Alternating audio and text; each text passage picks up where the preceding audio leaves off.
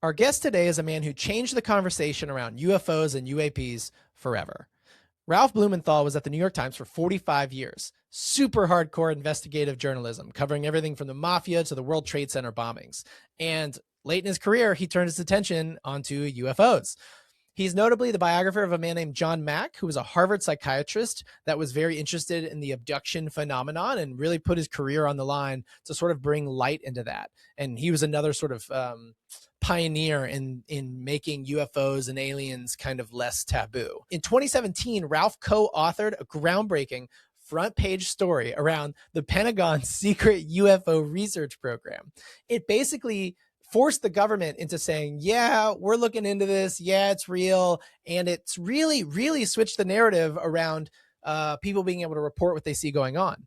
And then it came out afterwards that, there'd be Air Force pilots who would see something, and it was so stigmatized that they wouldn't report stuff. They wouldn't write stuff down. It would just cost them their jobs and too much paperwork. And after 2017, the tide started turning on the government being forced into admitting that they're into this and that they maybe don't have all of the answers. So we got to sit down and talk with him about sort of how he did all the work around John Mack. We get to talk about his latest article, which covers the Varginha, Brazil case where a crash landed and these girls interacted with an actual alien being. And he got to report on that in January this year, just a couple of weeks ago. And we also get into a couple of things that I wasn't planning on getting into, which is around hypnotism and some of the subconscious and the spirituality side of this. Because as you investigate these abduction stories, one of the things that stands out to me whenever I learn about them is all of these aliens, they don't speak English. They have very thin lips, and it's almost like their physical body, in my opinion, has devolved, as in they didn't need it that much anymore. And everyone reports that they communicate telepathically.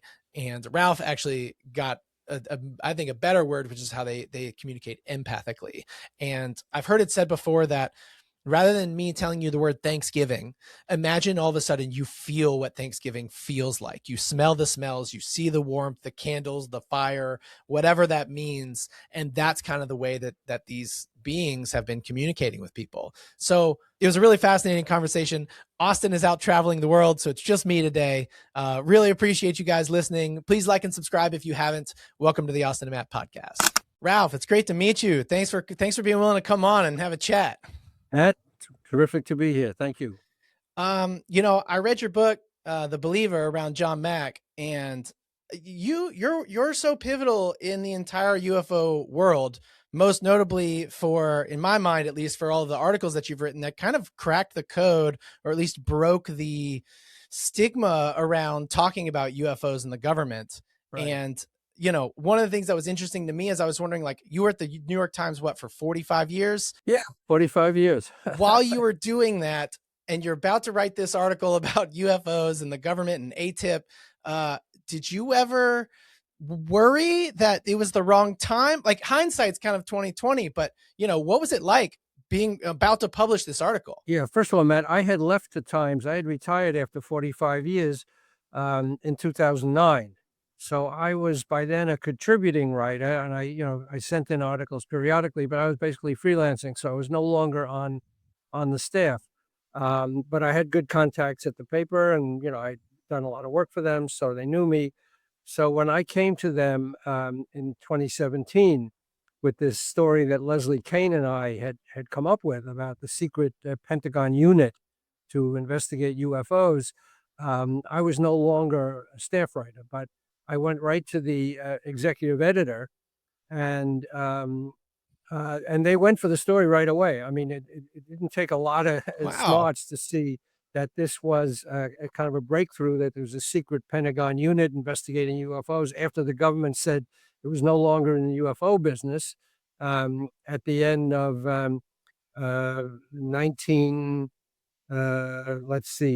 69, I guess, with the end of Blue Book. So he was a secret Pentagon unit, and the head of it had just quit because of the interference he was getting, at other high levels of the Pentagon. So it was a good story all around. That's incredible. Well, I thought that maybe, I know that's one of the ones that kind of ended up breaking it. When did you get involved? When did you get interested in UFOs? I mean, you've reported on so many things over your career.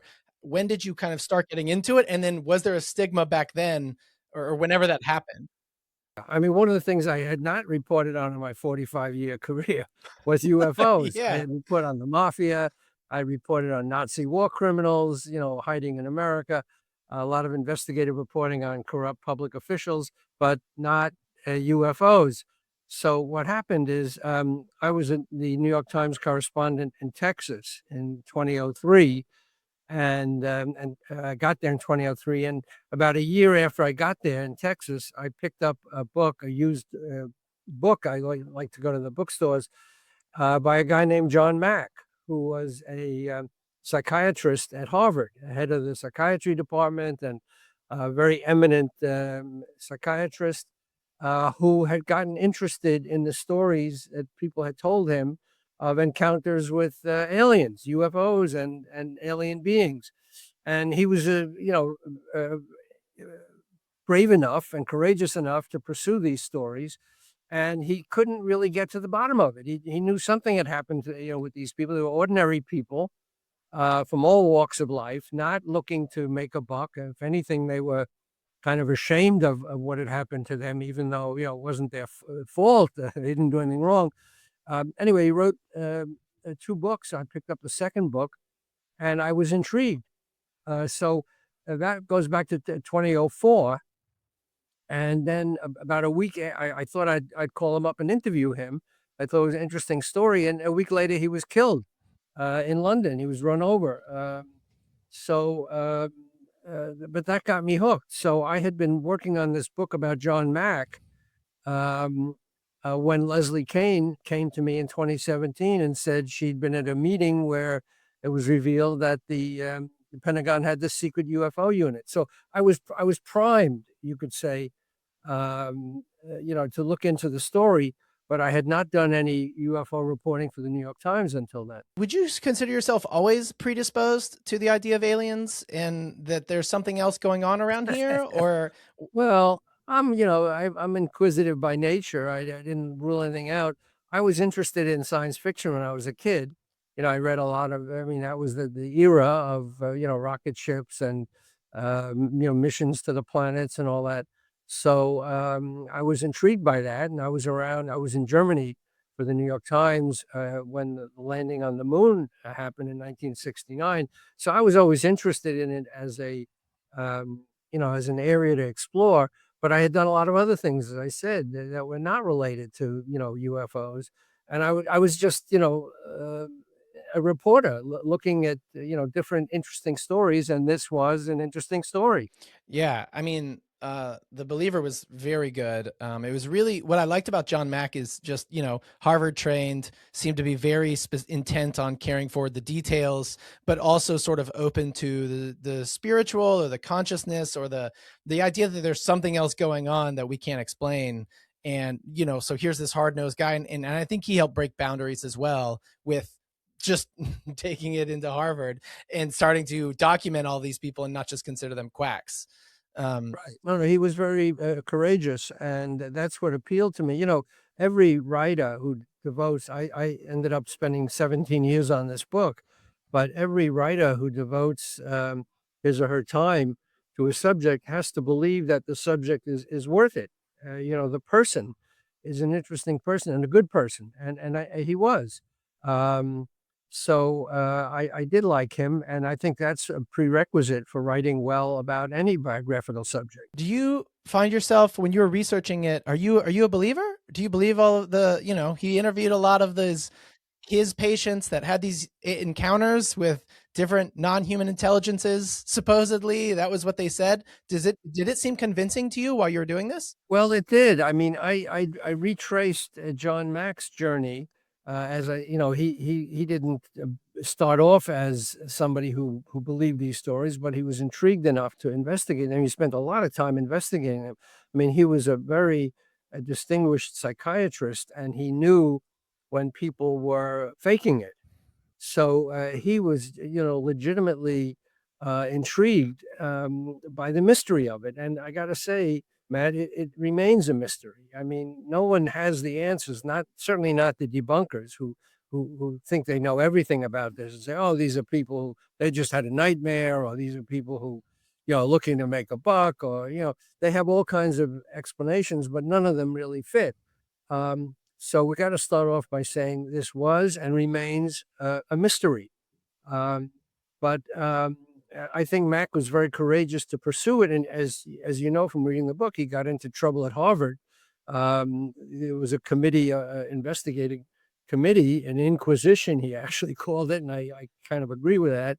Um, that looked into that challenged his interest in this field, because it was so unorthodox. And certain people at Harvard thought he was bringing Harvard into disrepute by pursuing it. Actually, I think I point out in the book, it was the opposite. He was using good scientific method to try to figure out this mystery, which remains a mystery.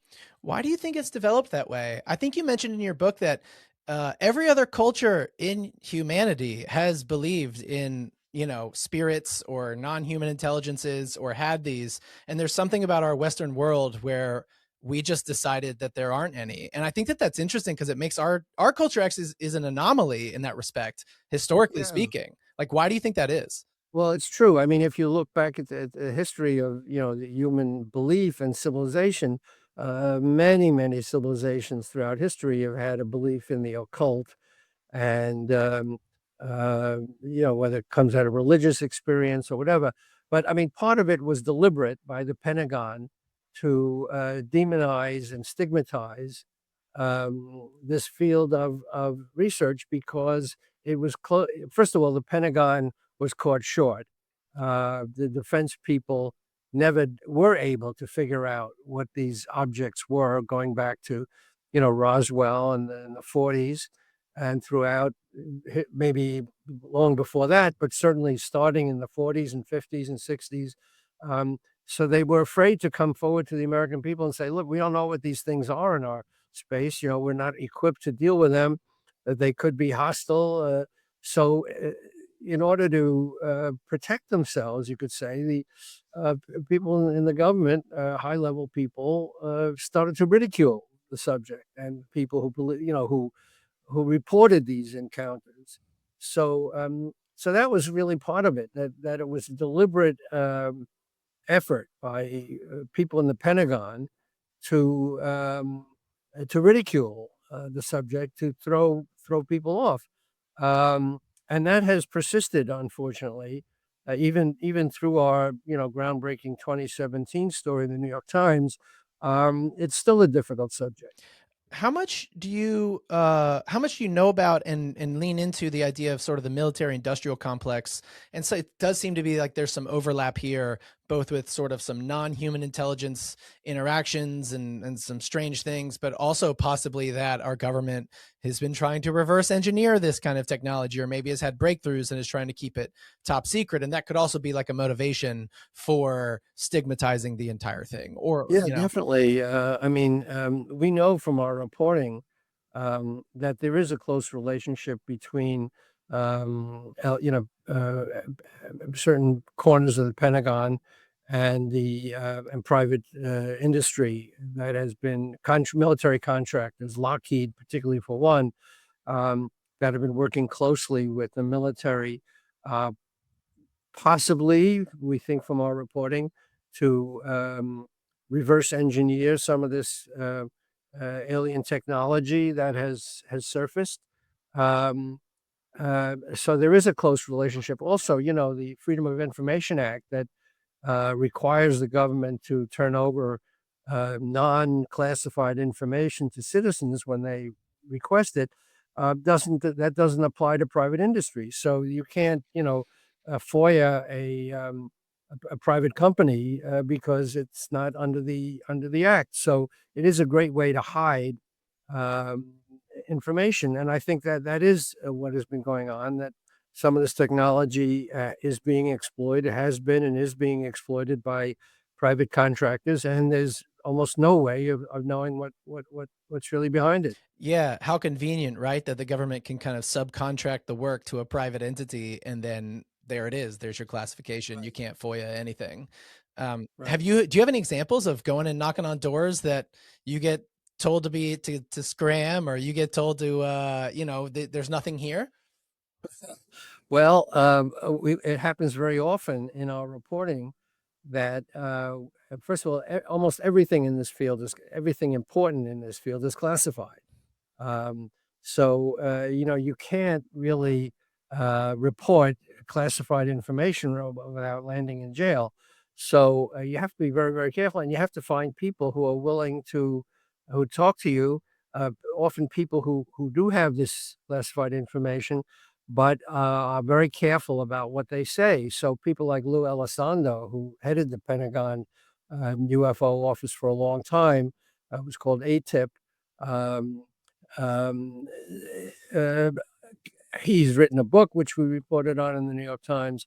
Um, he has revealed certain information which is very interesting about the government's research and surveillance technology that has picked up evidence of these craft. Um, but he's very careful not to reveal classified information. So we always hit up against this wall of classified information that you really can't crack.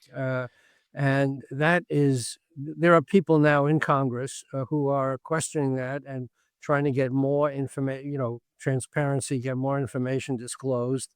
So hopefully we will learn more. But a lot of the information, apparently for foreseeable future, is going to be off limits. Well, and it seems to me, I mean, if I just take game theory and how I would think about it from a private military, like contractor, like Lockheed, let's say the government comes to you and says, figure this out, and they give you a private contract. You know, part of me thinks that if I was working on this and we successfully re-engineered it, what would be the motivation to even tell the government? Like sometimes I don't even know what the government might know, because you could just reverse engineer the tech and say, nope, sorry, we don't have any success here. And in Right. your back Oh, yeah, room, you got absolutely. it all working. And use that technology for new products. I mean, there's certainly high-level military technology, very sophisticated weapons and aircraft and underwater craft that we've developed, we, the United States, um, and that is certainly highly secret. And the contractors certainly don't want to uh, reveal that the information that went into those products. So you're right. There's definitely an incentive and not to talk about it and to use whatever they've learned for their own, purposes and their own bottom line. And they've done very well at it. It's so interesting because what we're really talking about at the core of this is power. And I mean, power at its most raw form. I mean, being able to have any sort of machine that has greater technology for anti-gravity, warp drives, blowing stuff up, whatever it is, like Right. it's actually raw power over humanity. And how Right. do you check that? How do you even Right. And knowledge is power. And then to whose benefit? I mean, is it to the benefit of certainly it's largely to the benefit of the contractors who sell these products to the government for billions and billions of dollars. And I mean, there's a benefit to, the citizenry too, because we are presumably safer with the more advanced military technology and surveillance, technology and tools and highly sophisticated, weaponry that we've developed. So you could say that, people are benefiting from it in terms of their own security, but our adversaries are developing the same things. I don't know how far ahead we are or maybe behind. So there is an arms race going on in this technology, which is costing obviously a lot of money, um, and none of the nations want to cooperate on this because they're in an adversarial relationship. I was listening to Eric Weinstein and Eric Davis just went on Jesse Michaels maybe last week, and one of Eric Weinstein's main points, and I find myself being more and more convinced of it, is the idea that a lot of theoretical physics has, like, a lot of doors of physics were classified in the 1970s because they're just too dangerous. Like having the ability to have anybody. Well, there's the example of the he was a junior at Stanford, and he had Feynman as his, the guy he was writing his thesis to, and he said, "I want to see if I can build an atomic bomb." And Feynman's like, "Well, I can't tell you how to do it, but I'll tell you if it's right or wrong." And so this guy goes and takes all public information, assembles it all, and reports. And Feynman goes, "Yep, that'll do it," And so all of a sudden, to know that anyone in the world can access access physics, just math, and understand how to create instruments of such power, I think that there was a decision made to kind of go, hey, we got to classify a lot of this. And a lot of physics was taken underground into the military industrial complex, and then publicly a lot of the government funding went towards string theory, and we've been on string theory for 50 years, and it's largely amounted to nothing as far as our advancements. And I find that very compelling. We do have to rethink physics. I mean, a lot of the technology that's been observed with these UFOs, UAPs, they're called now, unidentified anomalous phenomena, because they operate underwater as well, so it's not aerial anymore. But it defies physics as we understand it. I mean, we think we know physics and we understand certain principles, but how do you account for craft that can, stop in midair, and instantaneously go in the opposite direction, appear and disappear at will, operate underwater at supersonic speeds? Imagine something going 700 miles an hour and more faster underwater with the water resistance. It's unfathomable by our physics today. So apparently these things have developed a way of operating in a kind of a bubble of their own making, so that they can move through the atmosphere or underwater, different media, at speeds and accelerations that would kill an ordinary person, obviously, and would defy the rules of physics as we know them. Doesn't mean physics is out the window. It means our understanding of physics needs to be expanded to take account of this kind of technology. So that's really what's at work here. And skeptics, so-called skeptics, who say, "Well, this is impossible. This couldn't be by our understanding of physics." Well, our understanding of physics is not complete. That's right. It needs to be revised to take account of these things that have been observed by very credible observers and high-level sensors. I mean, you have people like Dave Fravor, the fighter pilot, who visually observed one of these so-called Tic-Tacs, these giant, seamless, streamlined objects without wings, without visible propellant. He chased it. It got away from him. It went underwater. So how do we account for that? I mean, it's nothing that we can explain now based on our understanding of physics. What's your confidence level now that you've chatted with many people that are kind of close to it? Because it always seems to be no one's seen the smoking gun, although we do seem to have all of this data. To your point, military actual instruments have recorded all of these objects doing what they're doing. We just don't have it sitting in front of us. But considering from your vantage point and all the research you've done, what's your confidence level that the government, the military, we might actually have some crafts like this that they're testing out? Well, my confidence level is that the people I talk to, that we've vetted very carefully, in other words, we've checked their credentials. They're not insane. They're people who have achieved and maintain a high level security clearance in the government. That these are people whose accounts we trust. So while I haven't seen a craft myself, I haven't put hands on a craft, I have not seen alien bodies, none of that. I have talked to people who have conveyed information, about these subjects in a way that I consider credible. So again, I will quote them. I have the stories we've done in the New York Times and elsewhere. Name names. We don't use anonymous sources because it's too easy to, lose the trust of readers by not using actual people with titles that can be checked. So you ask my confidence level, stuff that we report, and there's a lot of stuff we didn't report, by the way, that we couldn't satisfy ourselves was up to the level of, in other words, we might have believed the accounts, I might have felt it was probably right, but I wouldn't put enough faith in it to put that into print. But the stuff that we did report on, we were able to vet very carefully, and my confidence level is very high that is accurate. People like David Grush, the intelligence guy, who we broke a story in the debrief, Leslie and I, about him coming forward with accounts of having worked on a retrieved crashed craft, and who later testified to Congress and offered Congress, information that he would deliver in appropriately confidential forums. Um, that my confidence level is very high that they are accurate. It's so interesting. One of the things you were just mentioning, being with the New York Times for 45 years, I can already feel you have such journalistic integrity. Do you see that?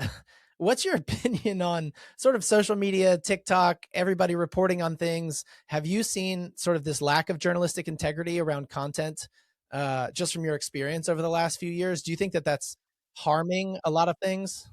It cuts both ways. I mean, there's a lot of fascinating information that has come out on social media, um, that is very interesting. We can use that as raw materials for our investigations, but it doesn't come with the same level of um, confidence or integrity that you would, get from a mainstream publication that has a long record of fact checking.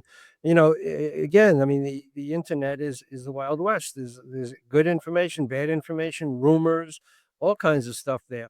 So you can't take it at face value. You can use it as a jumping off point. um, I mean, one of the things Leslie and I found when we were doing our reporting for the Times is that we were harassed constantly by people on social media who would grab onto a bit of information that we were checking out. They found out who we were talking to, for example, and would immediately put out, "Oh, they're talking to so and so. That means that this is going to be the story, and it's going to come out." They even mentioned the day it was going to come out, which was wrong. But so we were constantly being second guessed and harassed and tailed by these people on social media. So it was very uncomfortable. Everybody we talked to was, could be outed as our source, and before we even had a chance to verify the information. So that was the difficult part of dealing with that landscape.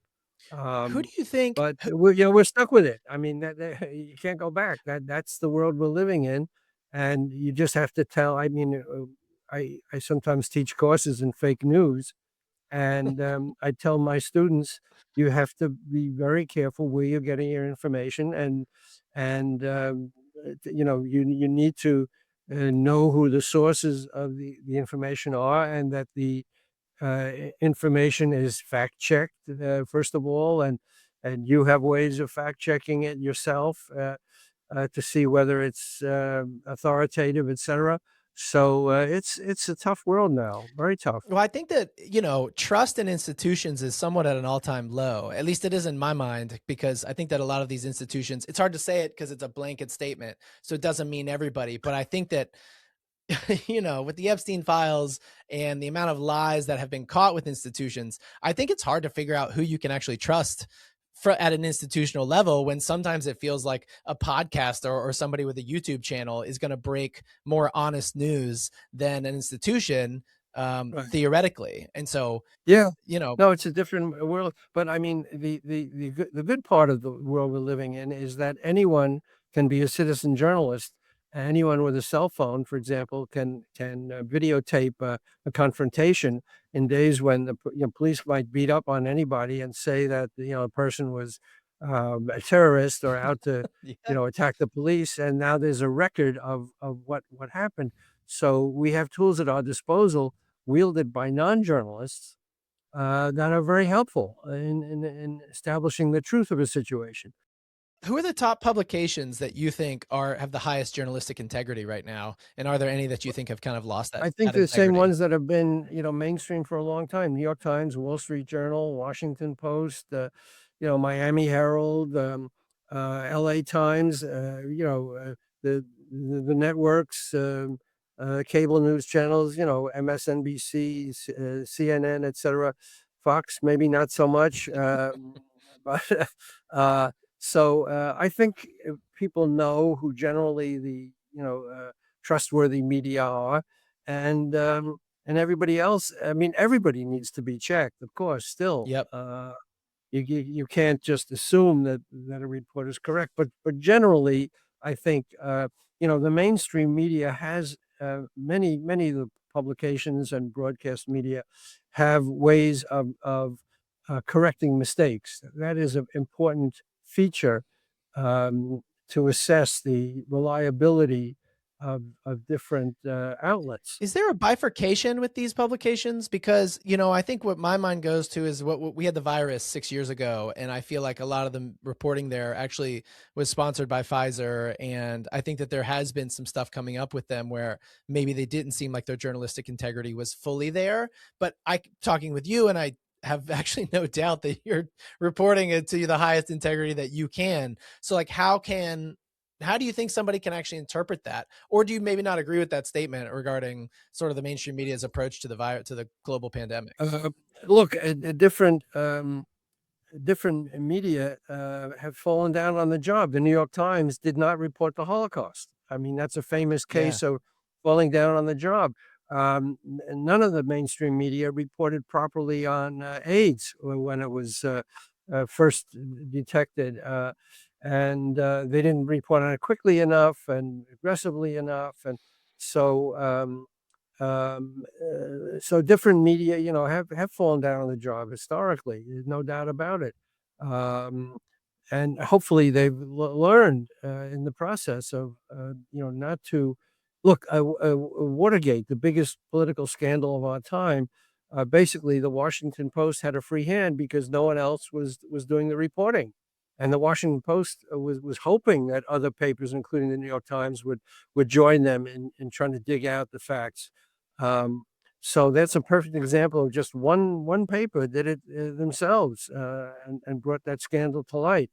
So and different stories are begging for the light of day every day, and papers are falling, and broadcast outlets are falling down on the job. So it has to be. It's an ongoing struggle, really. Yeah, it's so interesting. I want to go back to John Mack and kind of some of the stuff you mentioned about it, because it seemed like later in his life he started getting into, and it inevitably gets to this point where you have these encounters with these non-human intelligences and they seem telepathic, and it seems like consciousness comes into this and almost like a spiritual aspect comes into this. Were you expecting that? And sort of what's your take on the level of, because it's kind of moving away from the military industrial complex sort of side that we were referencing. And it does seem like the more people get into this aliens, other existing creatures beyond, multiple planets, it seems to get into something beyond just the physical as we know it and gets into spirituality. Yeah, well, this was a process I traced in my book about John Mack. I found particularly interesting that when he started out coming across these stories of patients with alien encounter stories, and he immediately he was captivated. He himself was captured by the stories. He wasn't captured by aliens. But the more he looked into it, the more he realized it was very complicated, and there's really a whole range of paranormal experiences that remain unexplained. What happens after we die? What are the near-death experiences that people are encountering, where they see their lives flash in front of their eyes, or they physically die? Their brain and heart stop, and yet they seem to be recording information about their environment. So when they are brought out of it, when they come back to life, so to speak, they remember things that happened when they were clinically dead. What about all the clairvoyant stories of people? Um, a wife wakes up in the middle of the night, and jumps awake with her heart pounding. Her husband's just been killed in a car crash, 500 miles away. How does she know that? How does her body register that? These are all experiences that people have had. They're well documented and that remain outside of our understanding. So it's not just alien spaceships and bodies but there's a whole range of paranormal experiences that are unsolved. I mean, not understood. And John Mack realized this towards the end of his life, that it wasn't just spaceships and aliens. It was a whole range of things that remain mysterious. And there's parallel dimension or whatever it is. There's stuff that we don't understand that is also going on, and there's a lot left to discover, obviously. Yeah, one of the things that I started researching after reading your book was hypnotism, because I know he was somewhat of a junior hypnotist, or at least he used it in his therapies, and he wouldn't have called himself that completely, because I know that also has sort of a stigma around it. And I was researching that hypnotism clinically is recognized by all of the national health agencies as a modality that helps reduce chronic pain and can actually have clinically has shown meaningful. But then it also kind of gets attacked as highly suggestible. You can kind of be highly suggestible in there. Have you ever looked into hypnotism? Because with John Mack being so there, like, what have you ever, and I'm actually considering getting a hypnotist on the Austin and Matt podcast, because I want to talk to somebody who kind of does it on a regular basis. It could hypnotize your Yeah, listeners. on air. Yeah, that's right. Well, listen, I got to tell you this. I haven't really discussed this before, but you pushed the button here. I did practice it for a while You as a did? complete amateur. Um, and I learned enough about it as a relaxation technique to try it out with people in my sister and people in my family. And it worked. I mean, you can get people to go into a hypnotic state, which is a sleep-like state where they respond to commands and are completely relaxed. Now, John Mack he was not a real practitioner of Sure. hypnosis. He didn't really trust it. He wasn't an expert enough. I mean, all psychiatrists study it, but he wasn't an expert. He wasn't really trained in it. But so he basically used relaxation techniques. He would just get people to relax enough to Right. remember their experiences, because one of the hallmarks of these abduction experiences is that somehow, for whatever reason, the memory is often clouded or wiped out of the minds of the people who've encountered this. They remember seeing a craft landing. They remember, maybe encountering some kind of beings, and then they don't remember anything. And then years later, perhaps, it starts coming back to them. Oh, they were taken on a craft. They were subjected to these procedures. So people's memories of what happened often are clouded. And he realized that the way to enhance their recollection was to put them in a state of relaxation, similar to hypnosis, but not necessarily deep hypnosis, and get them to remember. And some of the reactions were terrifying. Women remembered. Often it was women who said they had pregnancies removed. Um, they were impregnated by an alien being, and then the pregnancy was removed, and they don't know what happened to the baby, the embryo, the child, and then later they were re-abducted and shown their child. I mean, these are stories that they told John Mack and have told other, people in the field. It's a well-known area of experience. Um, so, uh, and these experiences came out under relaxation, and sometimes the victims, or whatever you want to call them, the people who had these experiences, were terrified Yep. reliving it. They were screaming. It became very real to them as they remembered it. Now, what was all behind that? Again, it's very difficult to say, but the fact is that it's been well documented. Whatever it means, the stories come up again and again. And this is what made a big impact on me, studying the John Mack story and looking into all the literature. I did a tremendous amount of reading into, other experiences, experiences by so-called experiencers, the people who had these encounters, other psychiatrists, other investigators, and all the stories sort of end up being kind of similar. So people have terrifying memories of this, and they would say things like, "Look, I know when I'm having a nightmare, and I know when something happened to me that is clearly as much, in my consciousness as talking to you right now, Ralph." This is how they would put it. So again, I go back. It remains a mystery, but at least the accounts are very constant and consistent. Do you have any interesting stories or anything that happened in your experiments with hypnotism with your family and friends? Well, no, except that it worked. I mean, I would, What do you mean I it worked? learned. Well, I mean, for example, I would, um, um, when I was playing around with this, I would get people. I say, "You're getting very, very sleepy. You're getting very tired. Let's, count from 1 to 10. And when I reach 10, you'll go into a deep, deep sleep." And I go 1, you're getting very sleepy. And then when they reached 10, I said, "Now you're in a deep, deep sleep. You can hear me, but nothing else, just my voice coming out of the darkness. And you can respond to my commands. Now, I want you to uh, raise your right hand," and, raise their right hand.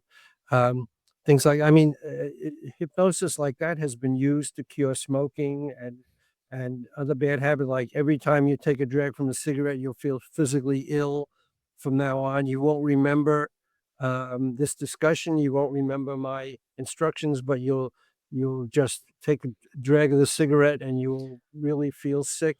And that has helped people quit smoking. So um, things like that. I played around with it, as I said. But I never, did anything extreme. It was just an amusing parlor trick, you might say. Um, but I certainly hypnosis is a well documented, procedure. Um, and as I said, John Mack didn't really go in for it because he got the same results just by relaxing people. Yeah, I recall this story my mom told me when she was growing up and she had a childhood friend and they hypnotized one of their other friends and they were just playing around and they couldn't get her to wake up. They couldn't get her out of the trance. Like they put this third one of the other girls in the neighborhood or whatever, and they got her to go to sleep and they could not get her to wake up. And they were shaking her and saying her name. And it took forever to kind of like get her out of that state. And so I remember my mom telling me that when I was very little. And then when I was in college, there was a hypnotist that came to our campus and like put on a funny comedic show. And one of the guys that was one of my very good friends, he got called up onto the stage and I saw him get hypnotized. And it's so strange. Like he was funnier than he usually was. He was more serious when he was told to be serious. Like I found it so interesting that you almost have this command over your emotional reactions as well. And Yeah, well, what's interesting is that it shows that there are levels of consciousness yeah. um, that we don't fully understand, perhaps, but that people can be put into a state of relaxation where they filter out certain things and certain things become more real to them. So, I mean, this goes to the understanding of what happens to people who have these encounter experiences. I Yep. mean, they experience it later on. They don't remember it. It comes back to them in fits and starts. So there are levels of consciousness that remain kind of mysterious. Well, and going back to the other point, we are still like the only culture in humanity's existence that sort of denies the otherworldly, the spiritual, and just hasn't fully embraced it because this fits right in line with that. Yeah, what Western science has taken us away from spiritualism into this very materialistic way of thinking. That if you can't, quantify it, if you can't touch it or taste it, or hear it, then it doesn't exist. But many, as you point out, many cultures over the millennia have believed in different entities. And by the way, it's interesting that many of the stories of alien beings from ancient times seem to recognize that, these non-human entities. Now, whether this is all complete fiction, or uh, spiritualism that, not grounded in any physics or reality, I don't know, but many cultures seem to have these stories of beings that um, uh, and perhaps humanity has encountered them for many thousands of years, but uh, it's come down. Interestingly enough, the accounts in ancient and just old literature um, put things in the current understanding. So, for example, in the 1890s, there were many stories of strange flying machines before the Wright brothers, Mm. before powered flight was invented, of people who encountered strange beings in like balloons and blimps or so, and it was uh, sort of counterparts to UFOs, but in a kind of form that was understandable to people at that time. It's very mysterious how they would see these, explain these encounters in their own way with their own technology. So the more you look into it, Matt, the more uh, unanswerable it gets. So that's why I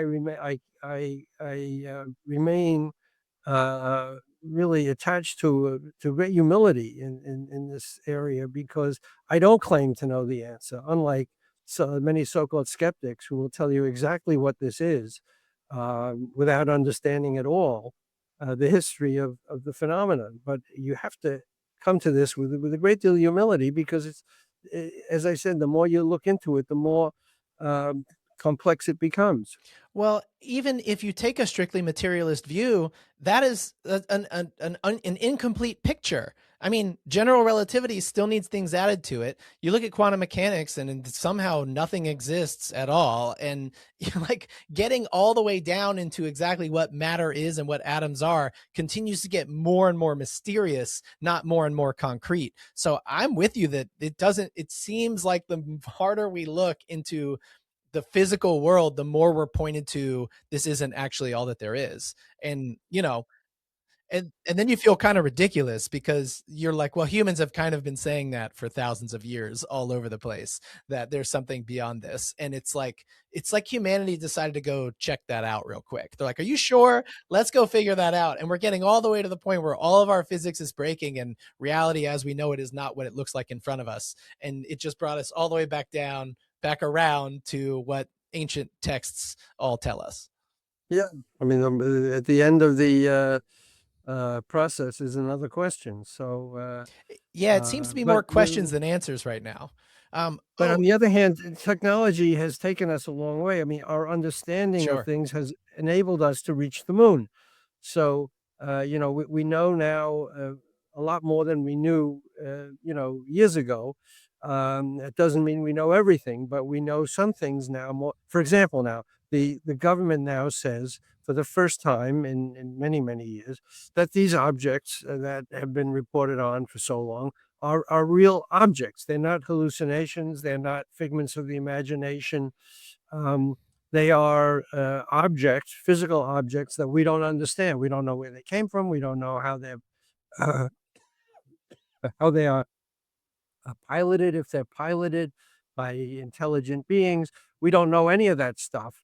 How they come from billions of miles away, if they do, or if they come through a wormhole. We don't know any of that. But we know that these things are real, that there is something there that we don't understand. There's something physically real. And that is, it is kind of a breakthrough. Well, and I think it's thanks to some of the like articles like the ones you've done because, you hear stories of Air Force jet pilots and, before when there was a stigma, if they saw something, they were very much so encouraged to not actually report it and not write it down and not because it Right. They created got too in much. trouble. They got in Yeah. trouble for Yeah. it. And now it's Yeah. encouraged to, if you see Yeah, something, no, write well, it down and document it. to some extent. I mean, I think there's still a lot of hesitation to come forward, but officially, the Air Force has, and I think other branches have encouraged members of the service who see something anomalous to report it.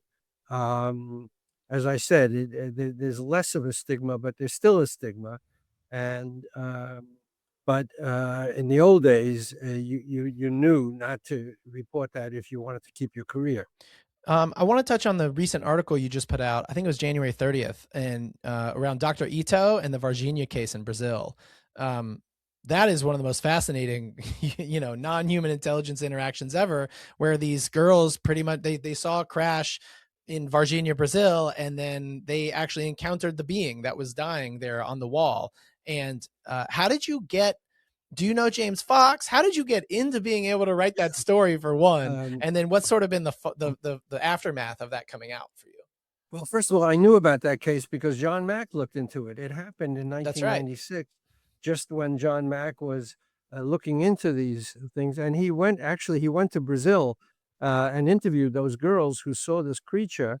And he didn't have the whole story, which has come out now in the exactly 30 years since, because James Fox has done a terrific job of going back and talking to witnesses, including this Dr. Idolo, who was a physician at the hospital who actually reported that he saw the alien being in the hospital bed, who had a suture, a wound stitched up on its head, and then was taken away by the Brazilian military. And apparently, if you believe these accounts, turned over to U.S. military and flown out of the country, out of Brazil. So I knew about the case. Now, um, uh, Leslie and I had reported on an earlier film that James Fox made, and we kept in touch with him. And so that's how we knew about the case. But we actually, Leslie attended a meeting, a secret meeting with the members of Congress and some of these Brazilian witnesses um, in January, and we got that story. We tried to give it to the New York Times, but we ultimately they didn't take it. So we did it for the debrief, where we broke the David Grush story. Um, so there's been no, I was going to say feedback, but no backlash to that story at all.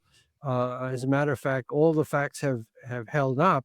The question is, can more information be brought out to verify that a U.S. mission did fly these Right. beings, one or more, alive or dead, out of the country, out of Brazil, in 1996. So there's got to be some kind of record of missions that were flown. That's what members of Congress are trying to find out. So it's still under investigation, but we know more than John Mack was able to find out back in 1996, even though he tried. And kind of touching on the sort of spirituality, consciousness part that we were speaking about earlier. It's interesting to hear these ladies talk about their encounter and the doctor talk about his encounter, where they were asked, are they communicating with you telepathically? Because these creatures weren't speaking. And they almost said they're communicating empathically, like they communicate with feelings, as if like a tractor beam between the two eyes sort of connects there. And I think that's, I mean, if these beings are real and if this really happened, and it seems very compelling that it did, that seems to me to it almost present a trajectory for us as a species to kind of going, well, the higher level, if you want to traverse the stars, like we have to keep going on this love conscious telepathic level and kind of advancing in that direction, if we're to follow someone who's already doing it. Yeah. Well, it's very strange. I mean, one of the things the skeptics keep pointing out is, well, wait a minute, these alien beings, they spoke English. I mean, they know English. Well, the people who had these encounters said, no, I just felt these thoughts popping into my head. I don't know how they communicated, but it was telepathically. Now, Dr. Idolo, the Brazilian neurologist, said, as you point out, it wasn't telepathic; it was empathic. He just felt these emotions, so it wasn't so much thoughts as feelings that he got from this creature. Um, but so many of the accounts, this is what struck John Mack, are consistent. that so many people from all walks of life and from, all parts of the world, young, old, men, women, um, uh, uh, you know, uh, told the same basic story, that they encountered these beings, and they got telepathic messages. Now, did they all these people get together and say, okay, let's agree on this story? Let's say, that the beings go, they didn't all get together and make an agreement. Somehow they all had a similar experience. Um, and John Mack did go to Zimbabwe, in southern Africa, to investigate another compelling case of these school children, at a school outside the capital, Harare, um, where during a recess, they said 60 kids, basically, with no adults present, said they saw a craft land and two beings come out, and they got telepathic messages from these beings. All the kids told, again, did the kids all get together and agree on the story they were going to tell? It's a fascinating case. It's one of the best documented cases around. There's a movie about it. Um, Randy Nickerson, one of John Mack's abductees, experiencers, ended up making a movie about this, investigated the case. John Mack went there to talk to the kids. Another mystery. But again, all these stories come with a kind of a compelling aspect that make it difficult to debunk. Well, and this touches on, I don't know if you've seen or listened to the Telepathy Tapes by Kai Dickens, which is it's a podcast series where she investigates, this is not aliens, these are humans that are non-speaking and non-verbal, and they have mental disabilities. And she's finding out that they all are telepathic, and they've been visiting each other at this place called the Hill, which is like a telepathic realm. And these stories have come out where one kid from Atlanta is talking to his mom about his best friend and has the name. And then there's this kid in Seattle, and he has a best friend and has a name. And these two kids know each other. And like, they go to this place and they all hang out, and it's where they go, where some of these kids, they don't even know they have physical bodies because of, the way they've been born. And stories of kids visiting their mom in their dreams and telling their mom, hey, like, you put too much ketchup on my hot dog, like, would you lighten up on that? And the mom wakes up the next day and is like, hey, did you like, motions with them, did you tell me to stop putting so much ketchup on your hot dog? And they were like, yeah. And then she puts less, and they visit her again the next night, and they're like, that was perfect, that's how I like my hot dogs. And so it seems to me that our brain, both by touching on hypnotism, what humans have said for thousands of years, through contemplative meditation, it is capable. And if the telepathy tapes are real, or have any sort of semblance of reality, then these kids are nonverbal, they're handicapped. And so does the brain do something else? Are we right now ingesting our five senses, and so that's where all of our brain power is going? But if you take some of those senses away, what else gets developed, and Well, what that's can a we do whole with it? other area of paranormal research. I mean, there's experiments that were done at Princeton years ago of people who were able to affect the generation of random numbers. There was a machine Yeah. that spewed out random numbers, and by concentrating, these people affected that um, generation of random numbers to a statistically significant extent. I mean, this has come out that John Mack was very close to a woman who was doing a lot of experimentation with the power of prayer. Did prayer help keep certain cancer patients or leukemia patients alive when people who weren't being prayed for died? I mean, again, it's statistically significant. It wasn't 100% perfect every time. If you pray, you absolutely guarantee this. It didn't work that way. But was there a significant increase in the survivability of people who were prayed for? And it seemed that there was. So you're right. There's some things, that powers of the brain, that we don't understand yet. And considering that we're a fairly young species compared to the age of the universe, I mean, human beings are what, maybe 2 million years old or so, coming from, descending from, um, apes. So maybe 2 million years isn't really long enough to understand the uh, development of the brain. And modern humans, of course, are much younger, maybe 100,000 years old, or whatever figure you want to pick. Uh, but maybe we won't understand this until, we've been around for 3 and 4 million years, who knows? But the age of the universe, 13 billion years, allows for a lot of development of other races, if in fact that there is life elsewhere than on Earth, which many scientists seem to believe that statistically is the case. Um, so the brain, one of the striking things you just uh, brought this up in the way you asked the question. It is amazing that the alien beings that have come down to us in the descriptions, okay, seem so much like humans. I mean, they have 2 arms, 2 Right. legs, a head. They're humanoid Less at of the a very yeah, least. less of a nose. Maybe eyes are slanted, but they vaguely resemble humanoids. So the question is, well, if these beings come from such a distant part of the universe, how come they resemble us? Well, maybe they are us. Maybe they were us before. Maybe they're us to come. Maybe they exist in another dimension. I mean, the questions are endless, but it is intriguing. The more you look into it, the more questions arise. And again, there is no explanation that I'm aware of that has come up that explains all these very, very strange aspects. How does that make you live your days? How do you wait? What do you wake up in the morning and what do you think about I don't knowing think that? about it that much. I do like everybody else. I eat my 3 meals, I go to sleep.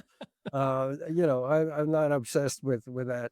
But I think you have to, part of your life has to be devoted to wondering, well, what does it all mean?